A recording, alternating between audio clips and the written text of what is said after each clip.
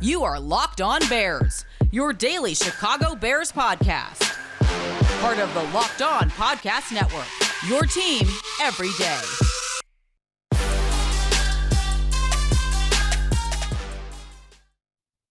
New Chicago Bears offensive coordinator Luke Getsy isn't revealing much about his plans for Justin Fields and the Bears offense, but maybe, just maybe, the whole plan hasn't been put together yet.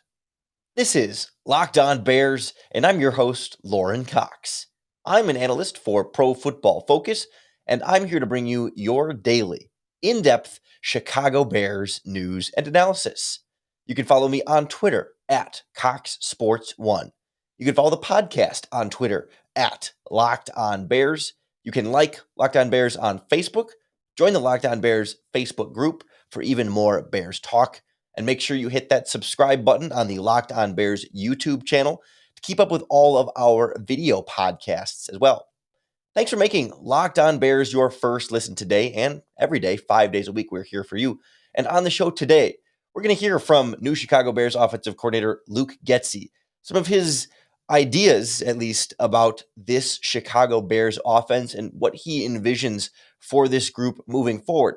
He's a little bit short on specifics, but we'll kind of talk about that and how this offense may come together around Justin Fields, what still needs to be figured out, and what can be put together at this point, and how it just might take shape with the players the Bears have, and specifically what they do need to do with one Justin Fields. We'll touch on some of the Kyle Shanahan style background that he's coming from with the Matt LaFleur offense and that coaching tree from Green Bay, and just how these pieces all may come together on that all-important side of the ball with a defensive head coach. We're all wondering what exactly this is going to look like for an offensive coordinator like Luke Getsy, who is, a first-time NFL offensive coordinator. He does have a little bit of college offensive coordinating experience at a few different stops, most recently Mississippi State under Joe Moorhead, but he is a coach that has worked under a variety of styles of head coaches and offenses he has been an assistant coach under. Of course, Matt LaFleur and that Shanahan tree in Green Bay. Prior in Green Bay, he worked under Mike McCarthy, which is a little bit of a different West Coast style, and we'll get into some of those differentiations a little bit later on in today's podcast. Also, Joe Moorhead at Mississippi State, like I mentioned, and some other college coaches underneath them that are a little bit less well-known comparatively to the NFL guys. Himself is potentially a lot of different offensive philosophies, and then he's bringing in a coaching staff of guys that are from, again, different mixes of offensive coaching philosophies. And judging by his explanation, I think we're going to see that mix reflected in this Bears offense and not just purely be a copycat of what they did in Green Bay. Hey, Luke, can you give us an idea of how important the play calling aspect of this move in your career was? And if you don't mind, can you kind of run through what your play calling experience is, whether I think that would have been at the college level. Can you just kind of give us an idea of that? Yeah, I mean, I'm assuming you're talking about, furthering your career, what play calling would do. Is that what you're alluding to right there? Yeah, and just the opportunity to, obviously you were working under an offensive coordinator and Matt LaFleur in Green Bay, and now you're got a defensive head coach here, and this offense is sure. You're looking at, yeah. Yeah, no, thanks, Adam. No, listen, the passion that I have for this game and the passion to take the reins was something that is just it's deep inside me. I think playing the quarterback position growing up and having that being the leader of the offense, playing it through college and then getting a couple opportunities, like you said, in the college level to take the reins of an offense and be the play caller. All of that stuff is just in me. It's what I love. It's the passion. And these last couple of years, Matt's been great Coach LaFleur has been great in giving us opportunities to do that in the preseason. And so those are just things once you touch it, man, you're just like, this is the passion that I have. It's not just whatever it can become after it. It really isn't. This is just the passion that I have to be able to have an opportunity to lead men and help guide this thing and be a part of something. I really don't view this thing as just going to be Luke Getsy's offense. It's what was mentioned before. This really isn't going to be that. Okay, this is going to be a collective group doing this together. That we're going to build something that's going to be our own. And so I just have a passion for being involved in that. I really do. And so I'm super excited about this opportunity, the group of men that we got together in this coaching staff. I mean, these men, they all bought into that. Like I laid it out for these guys on this offensive staff that this is the mindset that we want to have, that we want this thing to be ours. This isn't going to be somebody else's or a copycat of somebody else. This is going to be ours. Like, we all have our experiences and we're going to put them together and we're going to build this thing together.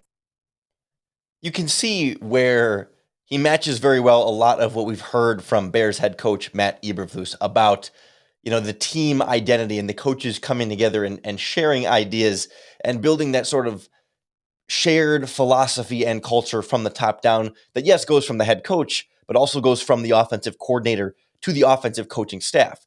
And you look around his coaching staff and you may get, pieces of the Vikings offense from quarterbacks coach Andrew Janocko, who was with the Vikings for most of his career, or running backs coach David Walker had spent some time with the Detroit Lions.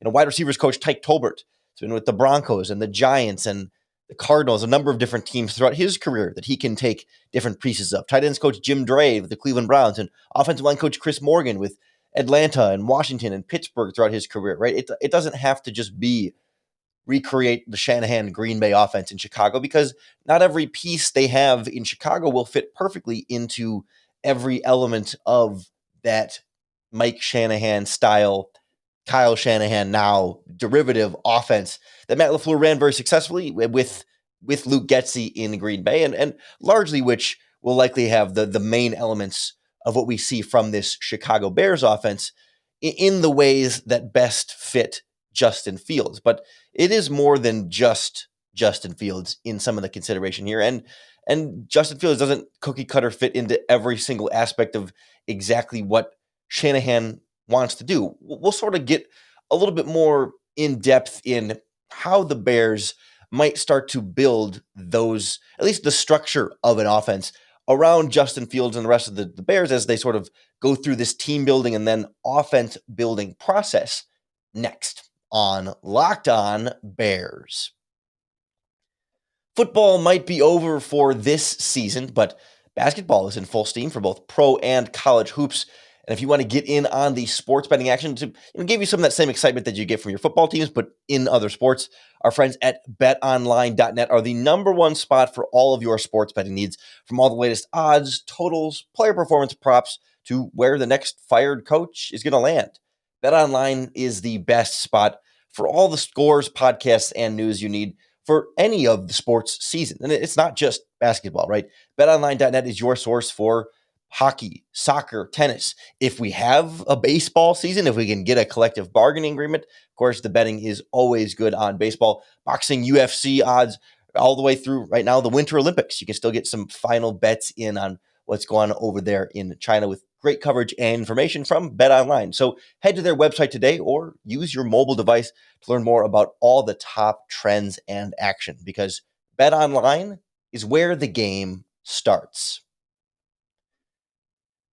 Rebuilding, or I guess building up this Chicago Bears offense is going to start with having a clear offensive identity, right? We can talk about X's and O's and specific things we want to see them do with Justin Fields. But like, first and foremost, compared to what we saw with Matt Nagy, right? We do want to see an identity that they can rest on, even if it's not, whatever you might think or want it to be. At least if there can be some sort of offensive identity and consistency that they feel like they can rely on and build a foundation from there. I think that's the sort of thing that can go a long way just for us to build like a stabilizing factor, I should say, right? Because for Justin Fields, he's going to be learning something brand new. I mean, obviously, offensive concepts carry over, and there will be things they did at Ohio State and things they did under Matt Nagy that they're still going to do with Fields, but new coaches teaching it to him, new terminology for those things, and that there are going to be aspects that require some time for him to master. And so if you can start more so at the at the base level of identity, philosophy, approach, culture, how they want what they want the offense to be able to fall back on and have that foundation of, and then you can sort of build it up from there into, a scheme, and then from a scheme, an actual playbook, and start to sort of build things that way. But, I do think we get caught up a little bit in some of those, I don't want to say like not bigger picture concepts, but some of those like the minutia of like, okay, what are we actually seeing in terms of the route concepts and how often they're going to certain things. But I think under this sort of identity of the team and philosophy of the team that Matt Eberflus is implementing in terms of, being much more sort of idea based and much more, piecing it together by the people and the culture rather than the place, right? The cliche, of course, like Jimmy's and Joe's, not X's and O's, right? They're going to get to the X's and O's. But we've heard so much about the people and the human connections between everything from Matt Eberflus. And it's clear that as Luke Getsy gets into the more like specific scheme building and offensive playbook development, that the Eberflus philosophy and this culture of the team is going to be first and foremost in those decisions. Are you saying you're basically going to create this offense, create this playbook after getting to know Justin, after getting to know the personnel? Is that what you're saying? It's all going to be together? Well, I don't. When you use the word playbook, okay, I just have probably a different mindset of what that means, than what you guys are trying to portray as the playbook. Again, we're going to establish a culture. We're going to have an offensive philosophy, that we're going to have an approach that we're going to attack these guys and teach them conceptually to start. Okay. And so then once you teach them conceptually, now you get the players in and you start diving into what each guy does well. And then that kind of takes the path. I mean, if you look at previous experiences that I've had, you would see that the offense has changed and evolve as you go through different years. It's not like you run the same football plays every single year or from even one game to the next. You're going to evolve. And, if you have these set of players playing in this game and in the next game, those players are injured, you can't do the same thing. So it's all about tapping into what those, the specific position groups do best. And so when you say the word playbook, yes, there's going to be conceptual learning that's going to happen that we're going to put together. And then as we get into the players and we get to know them, they get to know us, we figure out what we do well, then we'll start diving into more specifically, as you would say, playbook type of plays. I think it sounds like a minor distinction as offensive coordinator Luke Getsy explains it there, but I think it's worth digging into a little bit more, right? This idea of plays versus scheme and offensive identity. I think that's what he's getting at. He never used the word scheme there specifically, but when he talks about concepts, I think that's more the idea that we're talking about more generally, right? It's not so much like having to know, yes, there will be plays that Justin Fields needs to know the terminology of and how that all sort of comes together. But as he points out, right, like you don't run the exact same plays every game, but you do run similar concepts, right? So when you think about, there are running and passing concepts, of course, when you talk about, outside zone running being a staple of the Shanahan system, those sort of stretch zones where the offensive linemen are moving laterally and the running back is sort of tracking with them laterally and then looking for that one cut to go upfield. But he's sort of taking his time getting towards the sideline and then putting his foot in the ground and going downhill at that point instead of going downhill immediately at the snap, right? That's more of a concept, but you can run that concept from the shotgun with no tight ends and 4 wide receivers. You can run it with under center with 3 tight ends, or you can run it in the I formation with a fullback and a tight end, right? You can have a variety of different plays. You can put, a run pass option look off of that and still be the same rushing concept and still look the same. And you're still asking the running back to do the same thing. You're still asking the offensive line to do the same thing, but they're different plays each time that you call it based on the formation and whatever other dressing you might put or whatever other checks you might build into that play. Or same types of things in the passing game, right? When you talk about passing concepts and route concepts, sometimes a specific play or most times, I guess it's hard to say most versus some, but plays tend to have multiple concepts in them, right? So yes, when you're running all curls under Matt Nagy, that's sort of all one concept in that play, although you can run all curls from, again, a variety of formations, put motion in there, put play action in there, put different dressing that you want to do. But the sort of the concept is going to be curl flat, knowing that there's a curl route and a flat route. But the plays are going to be different and they dress it up different ways. And so like he talks about, if you have different players or different opponents that require you to run different plays out of different formations, it is going to be different plays. But if you know the concepts and sort of the concepts that are going to be part of your scheme, then you're better able to understand and run and execute that as all of those other surrounding factors change. And many plays will have multiple concepts in there. So to one side of the field, you might have, say double slants with a flat or whatever it might be. And on the backside, you might have, a drive concept with a vertical route and a dig route underneath it. Or you might have, a flood concept to one side with a deep route and out route and a flat route to one side and maybe, a curl flat on the backside, right? You're going to have different concepts sometimes layered into the same play with a certain progression to go from one concept or through one concept to the next. And so being able to start with the foundation of those concepts before then getting into the plays and the actual quote unquote playbook. I mean, that's why you see the play sheet that the coaches have and how there's so many plays on there, and it tends to be just different mixtures of those different concepts. And that's where Luke Getsy is going to start with this Bears offense with Justin Fields and making sure that those concepts are what's hammered home first before you start adding all of the dressing on top that goes into the quote unquote playbook. Now, we do know, generally speaking, some of the types of concepts, like we talked about with the running game there, that are a part of this Shanahan tree that Getsy comes from. And it took quite a few questions into his press conference before he finally cracked a little bit and gave some of those specifics. We'll get into some of that differentiation between some of the Shanahan style stuff versus some of the other things we could see mixed into this Bears offense next on Locked On Bears.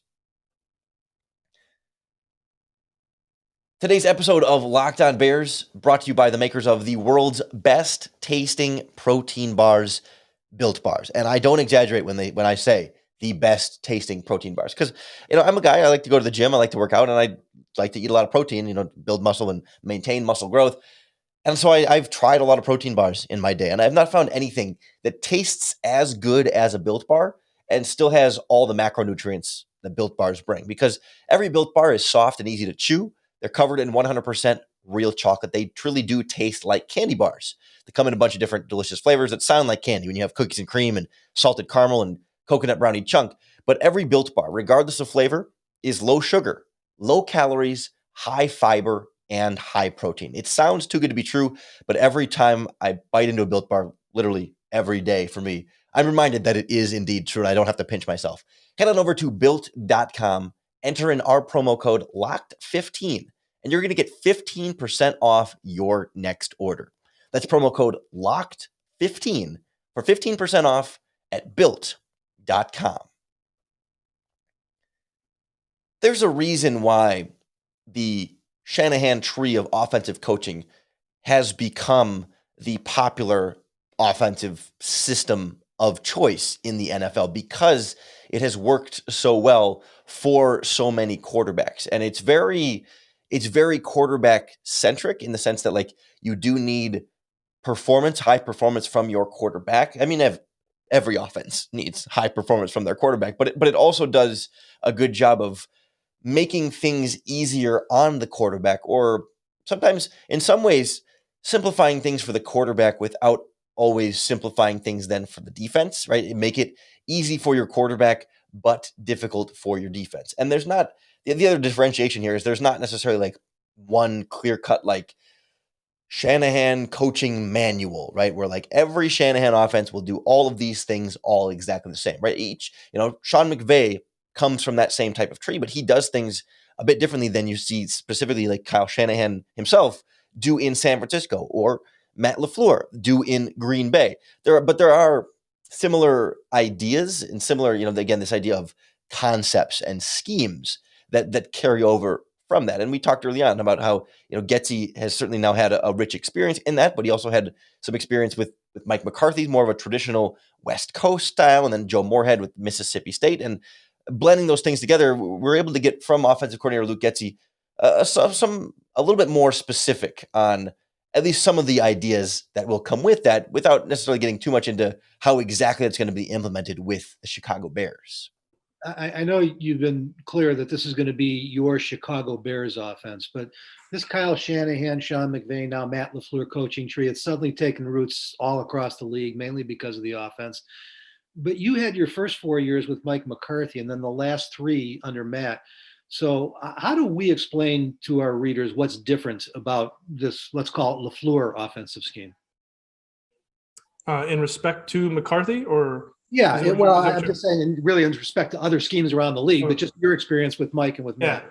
No, again, there's a lot of similar principles. I think that was an ease in transition. I think, the West Coast system that's quarterback driven, that remained the same. I mean, from the time that I got there, like you said, in 2014 all the way through this past year, the emphasis has been around that position and building the thing through that the quarterback position.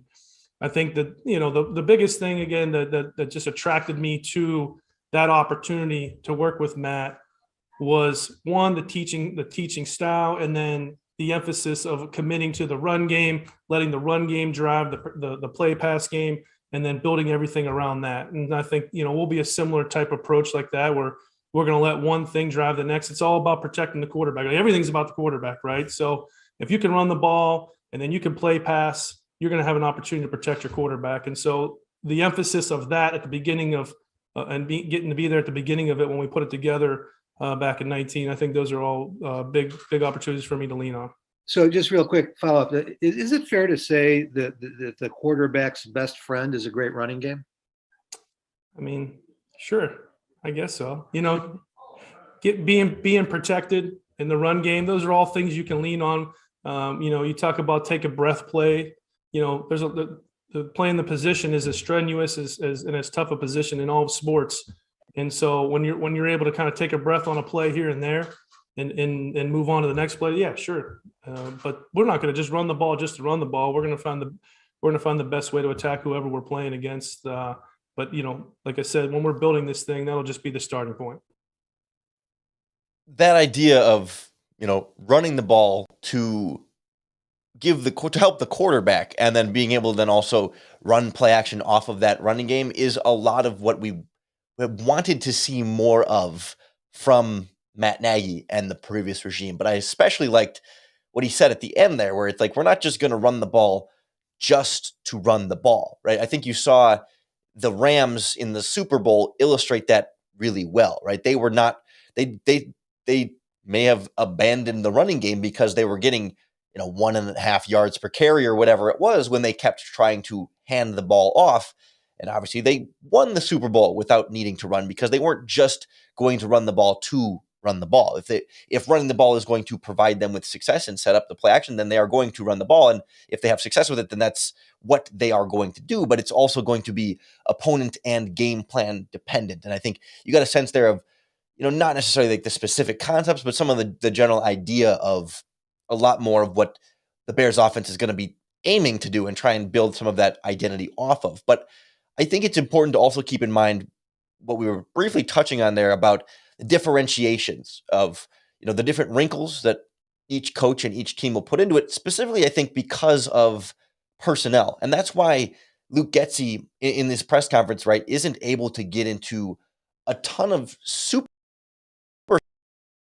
about exactly, because we don't know exactly what the personnel are going to look like at this point, right? We know it's going to be Justin Fields. We know it's going to be David Montgomery. We know it's going to be Darnell Mooney, and, Cole Kmet will be in there somewhere. We don't know exactly how prominent of a role that's going to be, but, there's still going to be other wide receivers that come into this mix with different skill sets that may be applied differently than, say, Allen Robinson or other wide receivers that might be involved.